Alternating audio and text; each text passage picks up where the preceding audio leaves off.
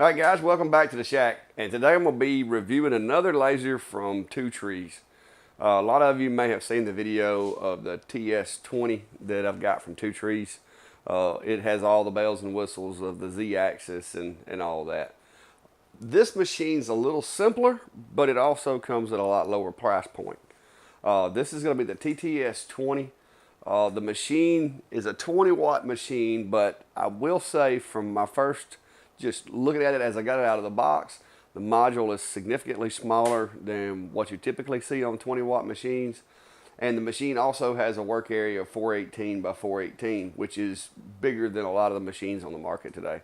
So it's going to be an interesting video because the assembly is going to be kind of easy, guys. I've already cheated and pulled this thing out of the box, but that's all I did was took it out of the box. And so I'm going to show you how the assembly goes, and we'll get that done and try to get this thing up and running and make a little smoke. So stick around, be right back.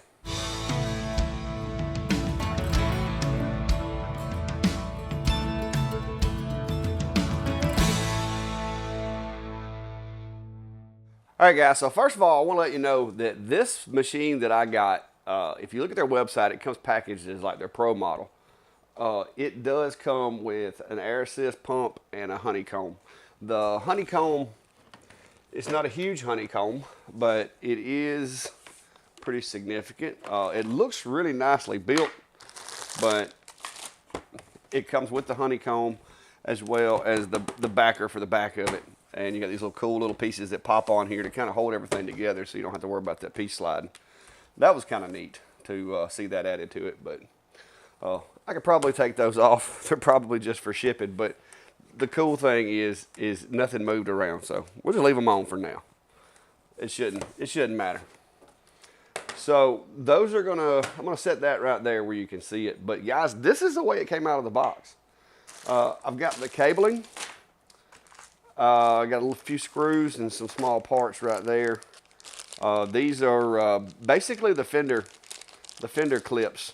They're starting to send these with the honeycombs, and so a lot of you guys I know use those, but you can stick them down in the honeycomb and kind of help hold things still, and then pull them back out. Now, eventually the little teeth on these will wear out, so you'll probably want to get more of them. But I thought that was kind of interesting. They obviously paid attention to the community as far as what people are using because they include them with this machine. There's all the screws and parts for the install, so we'll leave that out. I'm gonna move the honeycomb parts and the cable and stuff over here out of the way. The power supply, you've got two of them. So this one I'm assuming is gonna be for the air assist pump, and then the larger one will be for the machine. That's what it appears. They both have the same connector on the end of them, but this is going to be a lot lower output than the other one, so pretty sure that's going to be where that goes. And here's the module. This module, like I said, to be a 20 watt module, it is significantly smaller than what I'm accustomed to seeing on 20 watts. I do like the air assist, the way they've got the air assist built. It's very similar to some of the other machines that I've dealt with, and this air assist nozzle, it's just easier to work with. To clean, all you got to do is take and unscrew the little cone, and you can get in there and clean it. The only downside is that it does have the metal that comes all the way down, so you really can't get in there to see to see as well to frame. But you know, that can be remedied with a little bit of metal working, but we'll wait and see how that goes. So this is the controller for the unit, and it's attached here at the front. And the machine does have a limit switch up here in the front. It's one of the little small mechanical switches. The majority of the machine is just made with this 2020 extruded aluminum. It does have steppers on either side, which can help with consistency going back and forth. That also eliminated the crossbar that goes across as far as keeping the sides synced up. So all in all, pretty much typical for what you'd expect from a build. The little feet brackets are plastic, so that's not Not a really ideal remedy, but they seem sturdy enough to do the job. So we're going to get together and get the book out here, and I'm just going to follow along the way that they've told me to put this thing together, and we'll see how that goes. All right, guys, so I got all the parts out of the bag. Apparently, even though it has the one limit switch mounted here, we're going to have to mount the second one ourselves. I did find it. So it does have two limit switches. Got all the screws out, got my handy little toolbox ready. So we're going to start here. This is the English part of the instructions, and we're just going to start here and kind of walk through them and see what we can do. So first of all, judging by the graphic and looking at the screw holes, this is going to be situated this way. The instructions shows it has two screws coming in from the back side. Those two screws, it has marked as the M3x20s, and there is only two of those. So simple enough. Let me find the appropriate screwdriver here. Yes, that is going to be a 2. So, according to the directions, there should be 2 holes back here that these screws go through. And then you just simply put the box on the front. I just about need a flashlight back there. So, I'm going to get us a little slack here. Get this guy around. Okay, maybe I need to run it. Yeah. Or do I? Okay, the cabling is not in the illustration, so I'm just having to kind of figure that out myself. So I'm going to run it behind the leg. Keep it outside the work area. For now, anyway. All right, got that secured. Power switch is on the end over here.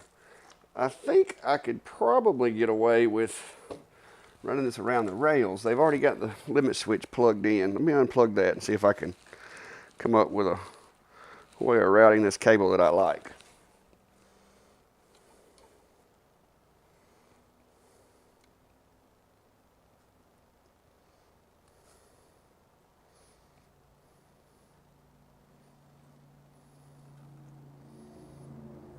Okay, no danger of the limit switch coming unplugged. They had put a little dab of hot glue on the other side of it. So I think what I want to do is try to keep it close to the frame, like so. So I'm going to take that, run it under this one, and go that route. There we go. And what I'll wind up doing is just kind of pull this up along that frame and run it around through there. I think I like that best, so we'll do that. All right, so that part is done. It says the bellows mount, which is going to be the next step.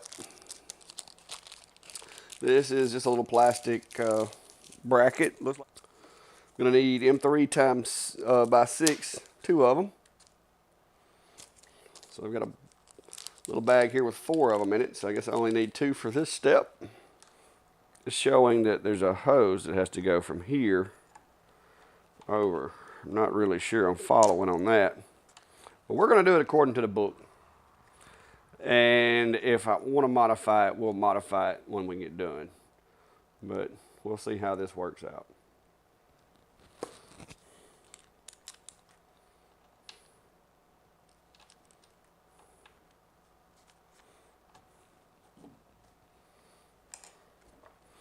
All right, so that's on there. Next step is going to be the X-axis end stop. So go ahead and get that guy out. This is probably one of the simpler builds, if it weren't for the tiny screws. All right, so this one is going to go in the back near the here. So we got 2 screws, and it's just going to sit right here. They probably left this one off just to keep it from getting damaged in shipping. They did put the other one on, so that one does kind of like stick up in the air right there a little bit.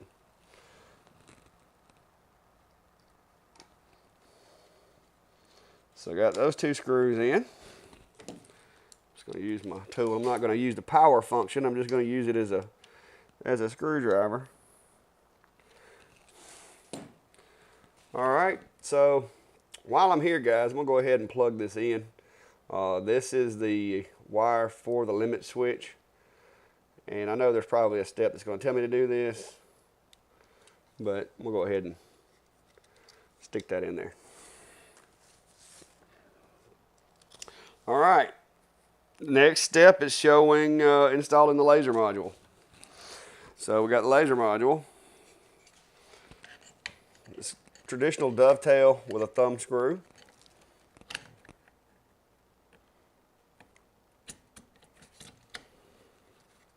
It's a little snug right there, getting your finger in between the thumb screw with the thumb screw and the dovetail there. It could have stood to have been a little bit longer maybe to where you could do it from over here. Looks like they have enough room, it wouldn't hit anything if they'd have made it longer, so you can kind of get to it a little better. But I mean, you can pinch that and get to it enough to tighten it up. All right, so that's on there. Bellows fixing, it says. What? Not real sure why. All right, I'm going to show you this illustration here. All right, so this is showing something coming from the controller, which appears to be the wiring, over here, up in the air, over to here. And then this one is like arched to there. So yeah, sorry, 2 trees, that's not gonna work for me. So what we're gonna do is try to come up with a different way. All right, guys, after getting pretty creative with some zip ties and reconfiguring some things, I've taken both of these little brackets that they had put on here for the cabling. I took both of those off. Those were not giving me the desired effect. The placement of them wasn't really allowing them to work the way they were intended, in my opinion, and I did not like the idea of having the cable over across there the way that the illustration shows that it's supposed to be. So this is what I come up with. It has free range of movement, no issues with anything catching or hitting. It actually is trained away from the machine a little bit, so that's going to benefit me on that. So I think this is doable. Their diagram also didn't take into consideration the fact that you would be using the provided airline, and so even if you snapped that cable into the little fixture that they had, it only has 2 places to snap things in there. The airline does not fit inside the little cabling. So just had to get creative. Luckily, they do provide a lot of zip ties. So I think they kind of anticipated that people would not be using their method of wiring.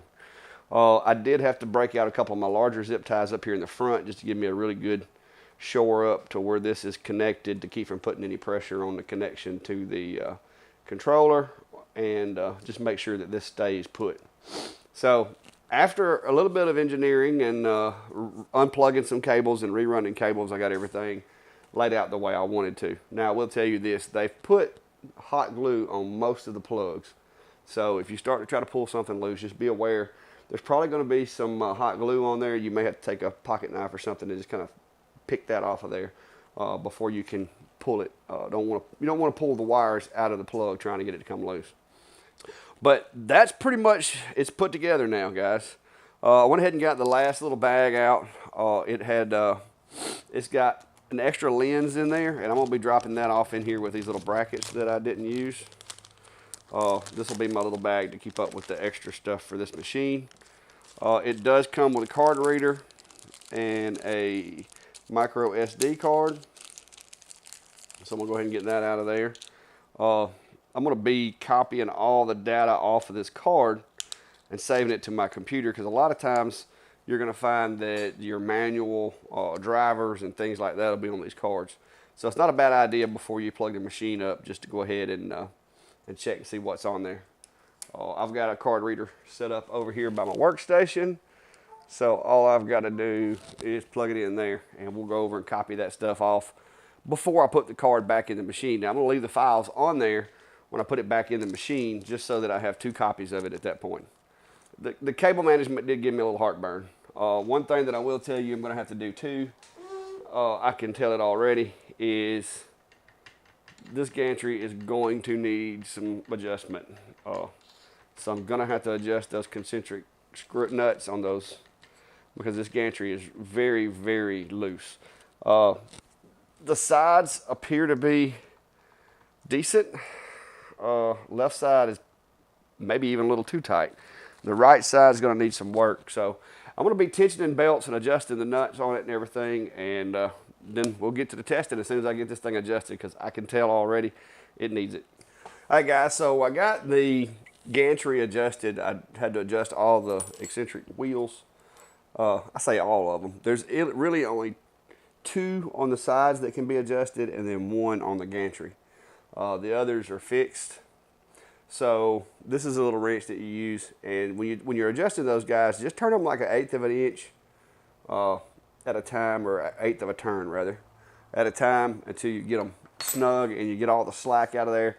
You want the wheel to be riding in this little V groove right here, and you want equal pressure on both sides. So it takes a little trial and error. It's not that difficult, but I got it done, and you can see now I've got a little flex in the material, because this is just 2020 extrusion. So if I twist it hard enough, the material actually gives a little, but it's not going to be giving under the weight of the head. That's just, I'm exaggerating it when I start trying to twist on it here like this. And the gantry, same way.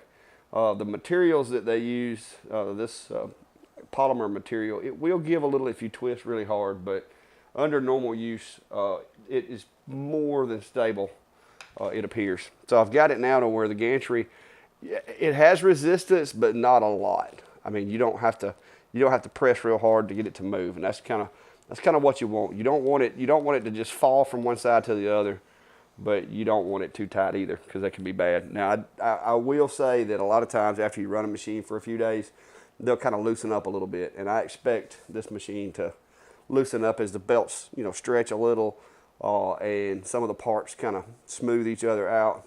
It will get to where it'll move a little easier. So I'm kind of a little on the tight side right now, but I went ahead and put the SD card in here, and I've got everything ready to fire up and light burn. So here we go. We're ready to move on and see if this thing will see what it'll do. Like I said, it's a 20-watt module, and from looking at the module and looking at the specs, I will say the module, out of this entire machine, the module is the one thing that I will say I like the design of it, with the exception of I can't remove the shield, and that's a thing for me. Maybe not everybody, but that's a thing for me, because they kind of take away that preference of whether you have the shield on or whether you have the shield off. But there are ways of getting those off, and I have done it. I actually bought me a little saw that can take care of that for me if I need to get rid of it. But for now, we're going to run it as is and just battle through. So let's get over to light burn, and I'm going to get it connected. All right, guys, so adding it in light burn wasn't a problem. It did auto-locate the machine. The only thing that I saw that was different that I did change is light burn said that the work area was 419 by 419. They advertised this machine as having a 418 by 418, so I adjusted that just to be on the safe side. And hopefully that'll prevent me from, having any strikes on the rails when I'm operating it, because it does have limit switches for homing, but it does not on the far reaches. So we'll start off by sending the machine out to the far reach over that way, and back here I'm gonna run the 418 all the way around to make sure that it does operate inside that 418 by 418 box. All right, I'm gonna go ahead and tell it to move to Y position 418, see what happens.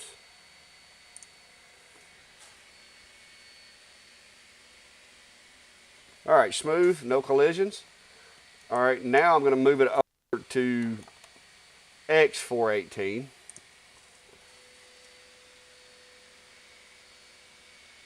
All right, so looks like 418 by 418 is going to be a workable area. So I'm gonna bring that guy back home. I didn't have any hang-ups, no problems with it moving around on me.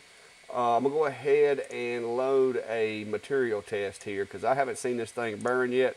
So I'm gonna be loading my 20-watt cut test. I'm gonna go ahead and frame that out where I can place some material. Now I don't have it in an enclosure, so it's gonna get a little smoky, but that'll be okay. We're just gonna power through.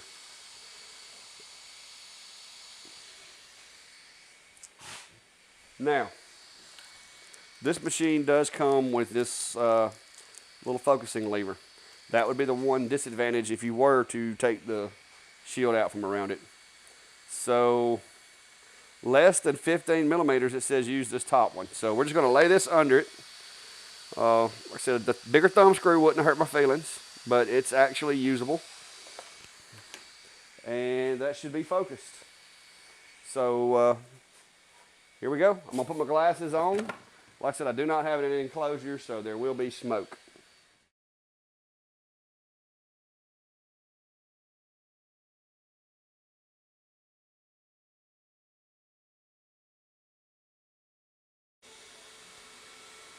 All right, guys, so that finished, and man, I don't know if y'all noticed the blazing speed in which that thing returned to my location over there. It is fast, and it didn't try to move, so that's good. Looking at the speed test, the 20-watt module is definitely a 20-watt module. It's doing really well. Just trying to peck at those guys. That's what I ended up with. And that's no air assist, so yeah, I got a lot of scorching, I got some stain, but that's no air assist at all. So we're gonna clean up our little bits here and try doing the speed test again, but this time I'm gonna do it with their compressor.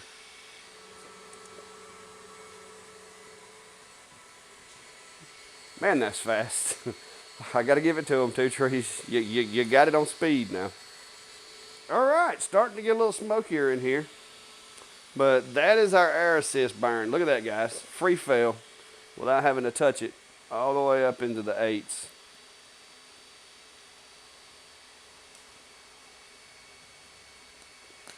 Those guys are a little snagging. They snag a little bit, but those are actually popping out as well. So wow. Okay. Realistically, 8 millimeters per second. These have a lot of snags, but it seems like 8 would be a consistent result to expect. All right, I'm gonna be using my little spot where that one burned as a reference again. And I'm running about 10 PSI to the regulator, so it's a lot more than what that little pump's putting out. We'll see how this does. Here we go.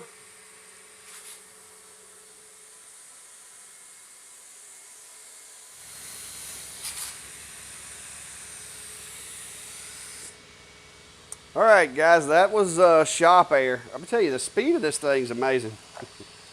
And just knocking on it there, we got it clean drops all the way up into, those two guys were just kind of catty cornered. Got clean drops all the way up to 8 millimeters per second. These up here, same situation, and maybe not hanging quite as bad. But these up in the 10 range, you're looking at some snags. It's still mostly cutting it, but if you look at the back, you just got some snags that are holding them in there. So still, I want to say 8 millimeters per second is going to be your cutting range. As far as the way it cuts, you can see with no air assist, you're going to lose a little bit of power here. When you get up around 8 millimeters a second, it starts falling off a lot more than it does with either air. Shop air compared to their pump, really no change. The way the nozzle is engineered on this thing, it's got a real small exit on the nozzle. I think that's kind of contributing to the way that they're able to get that kind of results with that smaller pump. But yeah, not a bad result for what I considered a really throw together machine. But I'm starting to think that it's a lot better machine than what I gave it credit for. All right, one more test I want to run before I do the next test of the engraving. I'm going to run my circles and squares just to check and see how well of a job I did on adjusting everything on the machine. So I'm going to pull my little circle and square test over and see what we can do. So here we go. Wow, that's fast, guys.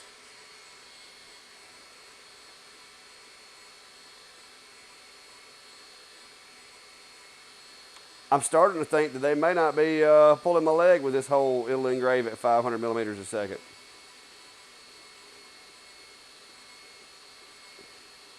If you get one of these guys, you might want to strap it down. It moves fast. That is unreal. Wow. All right, so here's the results, guys. And you will get optical illusions with the grain of the wood on some of those lines because they run the grain. But that's really, really good results. Actually better than I had thought. I was a little leery of the little polymer composite materials that hold the gantry. I was a little leery they might have a little more sway in them, but it doesn't. I don't see any. I don't see any problems with that whatsoever. So on to the next test, guys. They claim that this machine will engrave up to 500 millimeters a second. And I intend to find out if that is true. So I'm going to open up my material test. I'm just going to go ahead, since they're claiming that, I'm going to go ahead and run my 30 watt engrave test. The 30 watt engrave test goes all the way up to 300 millimeters per second. And according to advertisements, they're claiming 500 millimeters a second. But we'll see if it hangs in there to 300. How about that? We'll just try that and see. So let me go ahead and frame that out.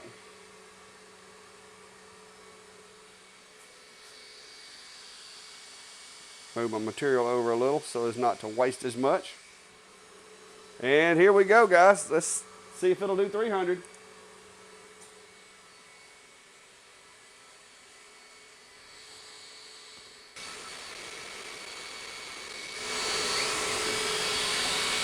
All right, guys, so apparently this machine will engrave up to 300 millimeters a second.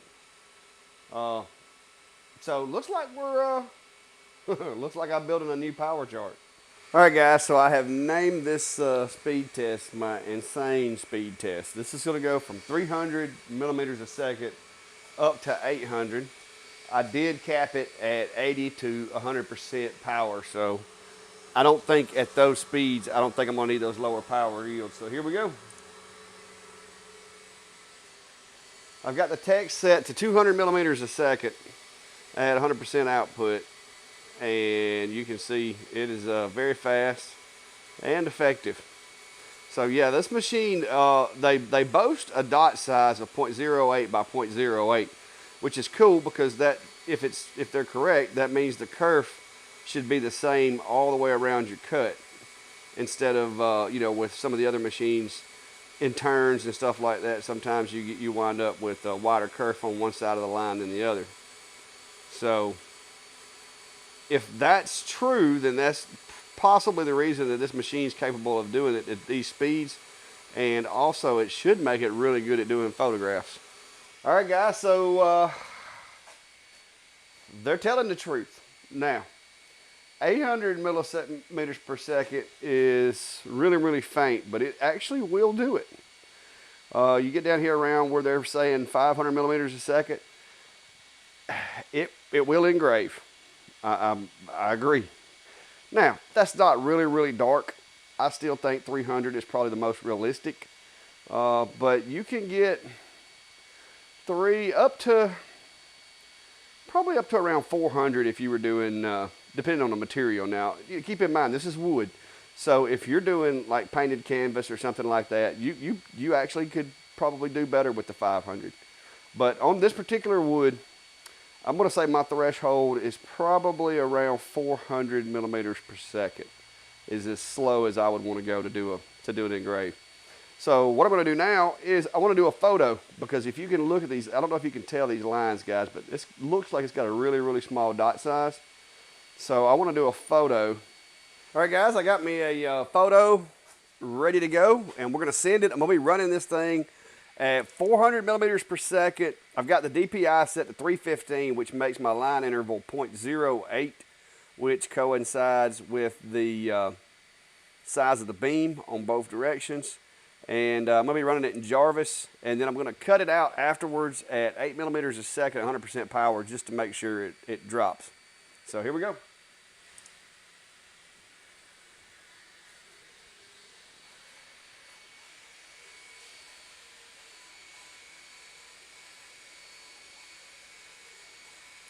And I've set the speed to 400. I was kind of just trying to decide whether I wanted to go with 450 or so, but I decided to go with 400 instead. So that's what we're going to be running on this image. So we'll check back soon.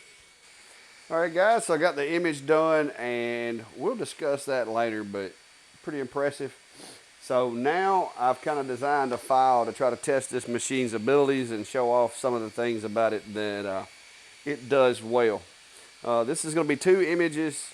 They're just burn files, and I've got both of them set to run at 300 millimeters a second. I'm running this in real time. This is not fast forwarded. This is real world. That's what the machine's doing. So I'm going to let this file burn and just kind of, I'm going to probably let this play through a little bit in just normal speed instead of fast forwarding through it for you.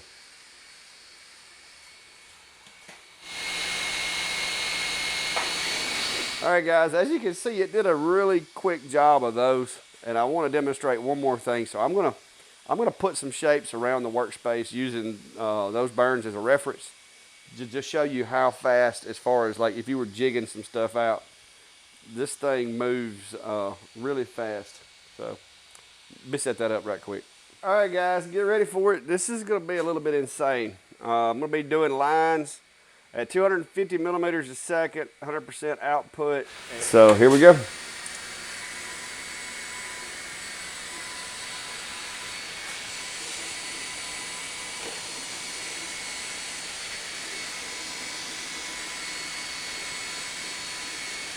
All right, guys, insanity test number 2, 400 millimeters a second. I added a few more designs to the work, and we'll also get to see how well it targets where it hit before. So here we go.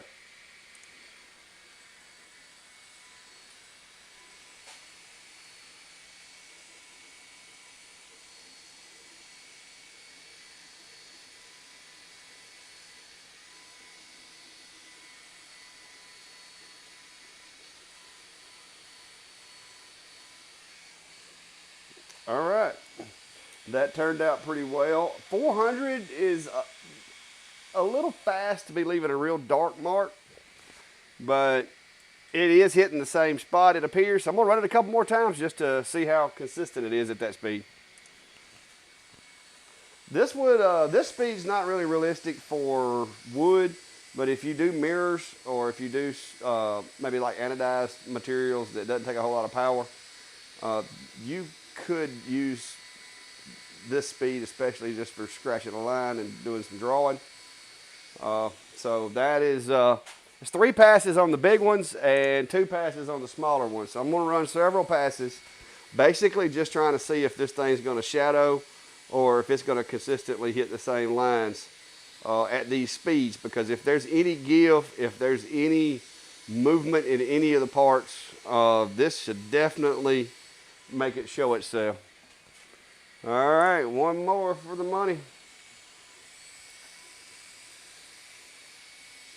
Because what good is being fast if you're not consistent? So I want to check the consistency.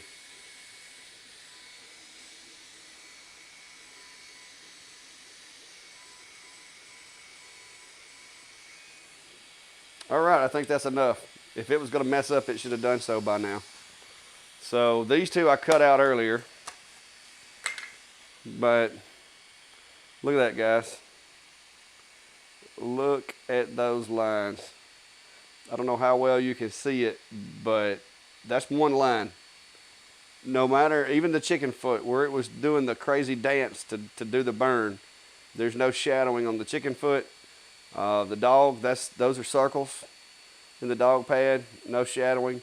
It consistently hit at 300 and 400 millimeters a second. It consistently hit the same spot. So I'm going to give that a pass. Here's the two little refrigerator magnets I cut out of the material. I did not run air assist, and so I got a little scorching from the cut, but all together, it turned out really well considering this was at 300 millimeters per second and 100% power. Not bad at all. All right, guys, let's see how it does on really small text at, we'll say, 300 millimeters per second. Here we go.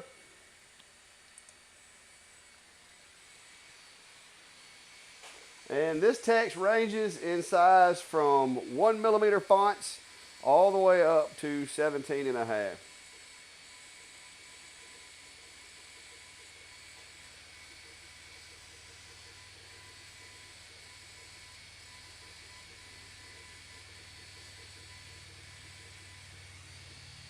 There we go. All right. Guys, the 1 millimeter font's almost, I have terrible eyes, but I believe it's readable. Let me grab my phone. My magnifying glass, guys. All right, this is my magnifying glass, so let's take a picture of it. Let's blow that up. Look at that. 1 millimeter font, guys. There's your other ones. That's insane. It's almost readable.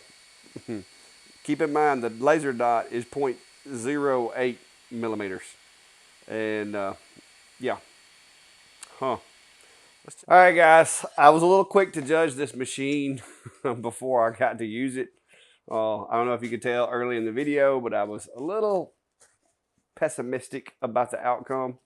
But after doing all the testing and after seeing everything that the machine's capable of, I must say I am shocked at the price tag that they put on this machine.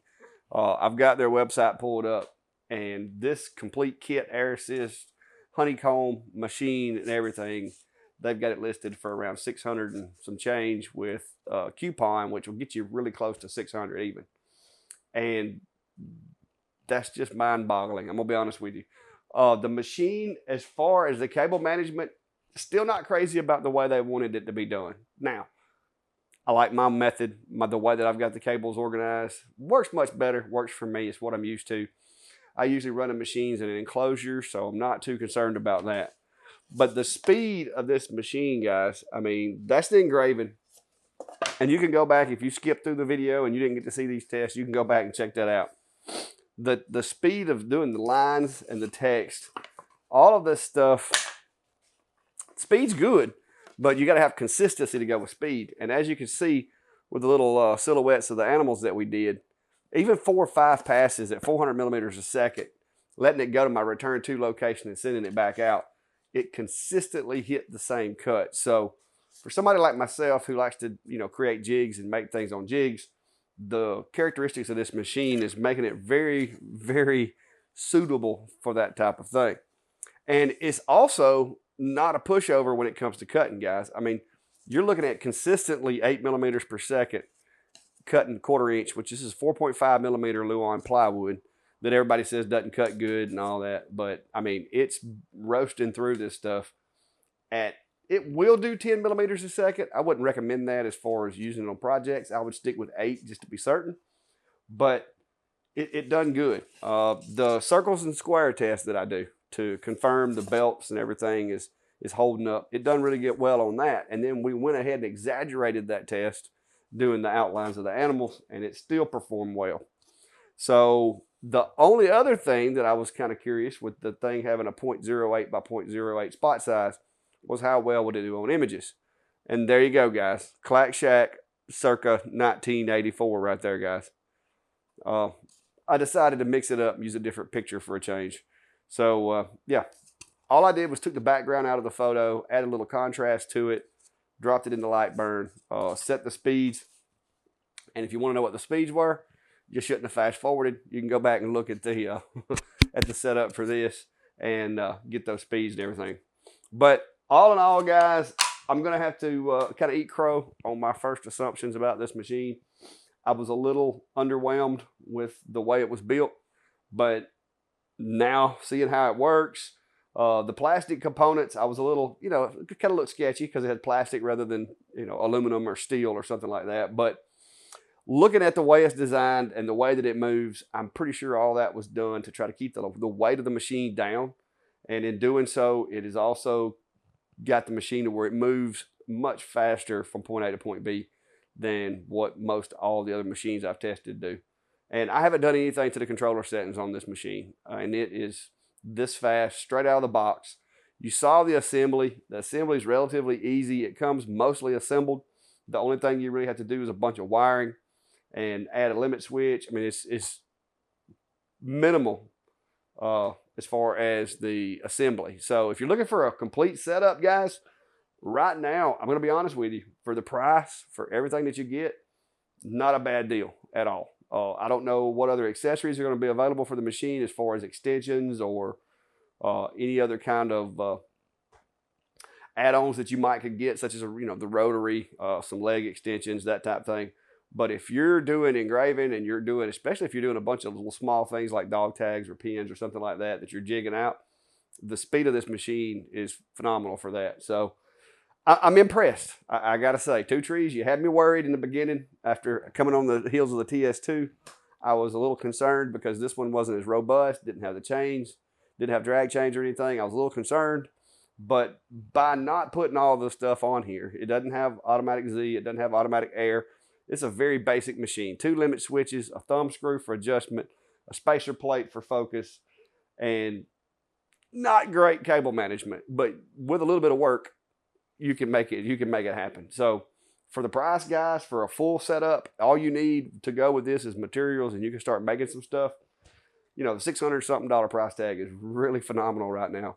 The market is full of $1,200 to $1,600 machines. So if you're looking at getting into it, as of today, this machine has performed really well. You will need to, more than likely, do some adjustments like I did with it if you do buy one. So be studying up on that and be prepared to adjust those wheels, which that's true on any machine you get. You never know whether it's going to need adjusted or not. So I'll put links down below to Two Trees. And like I said, I appreciate them sending the machine out for me to try out. I'm going to try to figure out how to work it into my workflow. I do see some strong points for this machine, especially for dog tags and pins and things that I jig out, cutting boards, that type of thing, because it engraves so fast, it would actually cut down some of my work time. So until next time, guys, check out Two Trees and be safe and have a good day.